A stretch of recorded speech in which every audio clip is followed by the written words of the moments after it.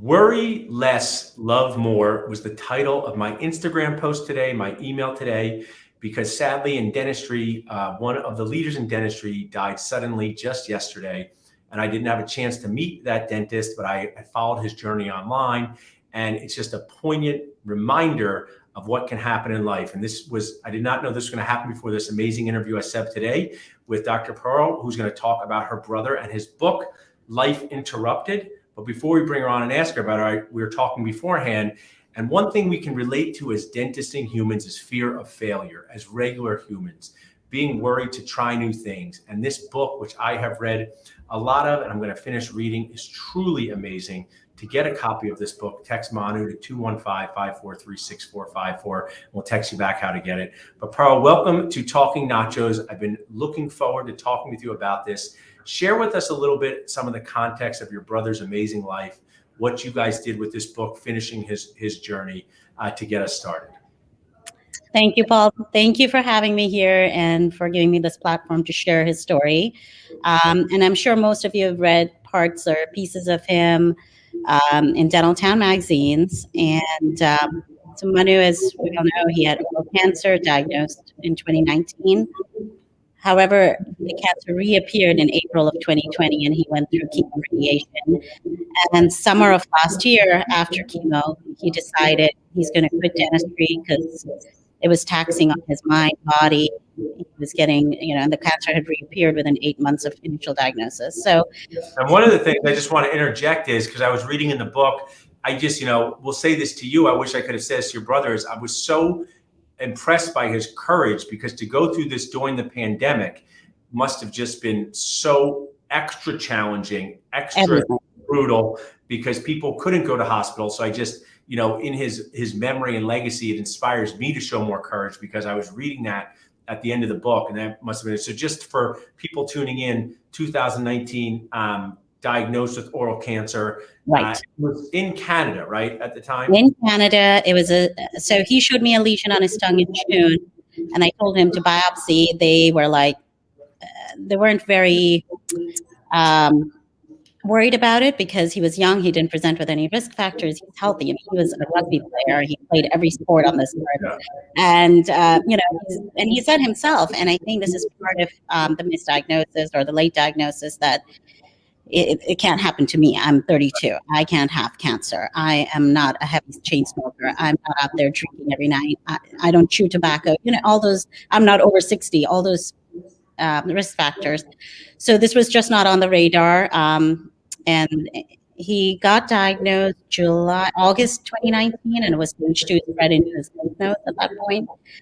And he went through this major surgery. He chronicled that in when he was featured on the cover of the Dental Town magazine. And he wrote the article. And he was very verbal about his cancer journey. He was very brave.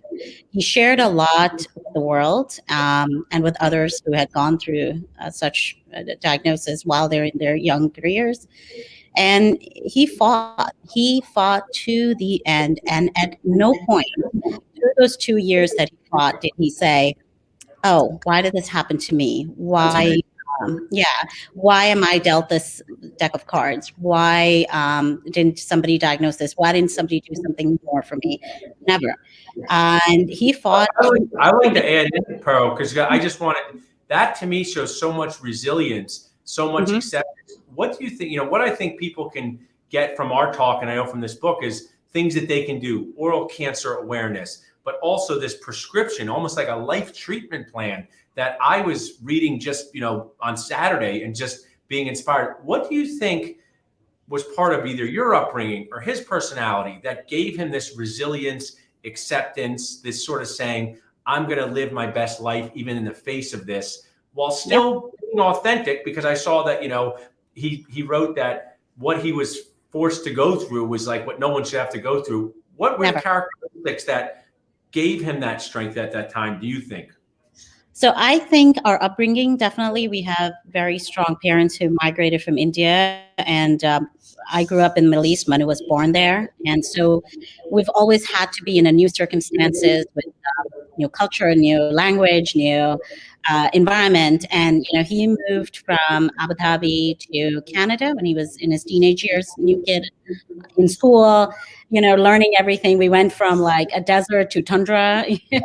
So we were so used to change. And as a family, resilience, I think, comes from that. It's not giving up on, oh, I can't do this. It was always fighting through our challenges. And he did it. He fought through every single challenge. He went to first year of dental school. He was in crutches. He had ACL tear. Wow. So it wasn't for him to like sit back. That was just not him. And it's just not in our nature. And our parents are very determined people and very courageous, because they fought through this alone. And, you touched on that. During COVID, I couldn't go because I live in New York. He was in Calgary. Borders were shut. I couldn't fly. And my parents, going through cancer treatment is arduous in its own, but not having the emotional support, a hug, sitting down, a talk, anything, to get through emotionally. So you find that internal strength from somewhere, and you internally, he fought. There are two ways to go about when you are given a life sentence. Is A, you sit down and you're like, woe is me, why me, poor me, or you flip it around and say, look, this happened. This is what we can do. We can be more, and he talks about the mistakes he made. He's like, I wish I would have done things differently. And we all, hindsight's always 2020, but, hopefully through his journey, people sit up and be more important. And I think, bro, I've been through some challenges in my life, and, but sometimes being consistent, it's like trying to keep a good diet. Sometimes you have cheat days and sometimes you don't eat well, but it doesn't mean you're not good at eating. It just means you have to remind yourself, because sometimes I say, why me, when our office computers get hacked? And it's easy to go into the why me category. And I just think it's so impressive that your brother is able to inspire others and remember that, good things, challenging things, brutal things, awful things, awesome things happen to us, and how we, respond with resilience. What I'd like to talk about is, a lot of people remember the end of lives, right? And sometimes they get magnified in such a way that, we forget about what happened beforehand. And I think it's just amazing that he was putting these in a book together. We talked about some themes. Fear of failure. That's a common theme in dentistry. How did he overcome that? Or if he was here talking through you, or tell us something from the book. You're a dentist watching this. You're a regular person watching this, a normal person, a non-dentist. Tell us about fear of failure thoughts. He talked about not being scared of failing, but rather fear itself. Does that help? So, and, he's made mistakes. We all do. And we all learn from them. And, he quotes Einstein in there, and he's like, it's not the fact that you make the mistakes. It's making the same mistakes over and over again and not learning from it. Be mindful of that. It's okay to make mistakes. And we as clinicians make mistakes. It's called the practice of dentistry. We're not perfect people by any means. And as dentists, even young or older, it's okay to make a mistake, but own up to it and learn from it and move ahead. And the whole theme in his book too is move ahead with what we have learned and come out positive and come out better on top. I love that. It's really all we can do in the face of whatever adversity or challenges. I also really think this is key, in that, no one lives forever, even though we often feel like we will. Just like your brother, what I would have thought at 32, not me, right? So but leaving behind something positive, leaving behind something good, really, for your brother to do that at 34 years old is truly amazing. Sometimes we think of somebody 70 or 80. So what is this leaving behind something positive and good that was so important to both him and you? I mean, he was right. I think the last essay that he wrote was on the last one on New Beginning, and he was in the hospital at that time for 2 weeks in isolation. Remember, this was COVID. We're in January. I'm not vaccinated. I can't fly. He's total isolation. No friends can come in. And he's got a collapsed lung. He's got a chest port in. He's draining fluid. He's on antibiotics. He's growing up. So he's in a lot of emotional mind and turmoil. And in that, he talked about new beginnings, about this life or next life, and having hope to go on with it. And but his point of I'm sorry, you're gonna have to go back. What you had said, and really the book itself represents it. It's just leaving something positive behind. Positive. Yep. This book can be read for years to come by not only dentists, other people, and just to have the wherewithal to think this is what I want to do from the Dental Town essay to this, I just think is really just both courageous, but also just super kind to the people who are going to come after you that you're never going to meet. You never, and he says, he's like, we're mortal beings, we're going to die. The only way we can stay immortal is by leaving something positive. And this is through centuries, right? With something, whether it's art or sciences or literature, whatever, or a new invention, something positive has come out of it for the better of humankind. And that's what he says, like, leave positive, don't leave negativity. That's not going to get you anywhere. You know, do good. Be good.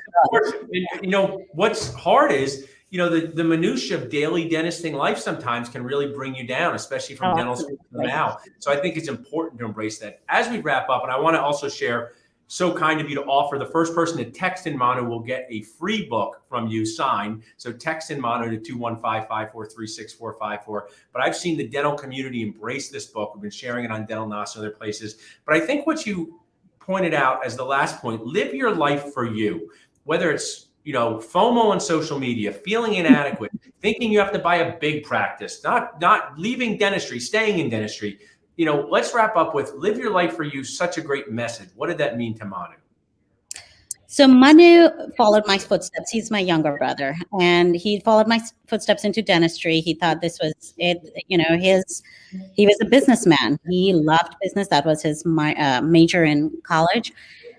But he followed. He thought this would be it. And when his diagnosis came, and when he stopped being around other people, and he wasn't married, no kids. So all he did to occupy was time to read and write. And when he started writing, and he was such an eloquent writer, he found his strength in it. He found solace in it. And he says he found his soul. And, you know, for him, he's like, dentistry wasn't for me. And he said that in the article he wrote. And he's like, dentistry wasn't for me. I found it in writing.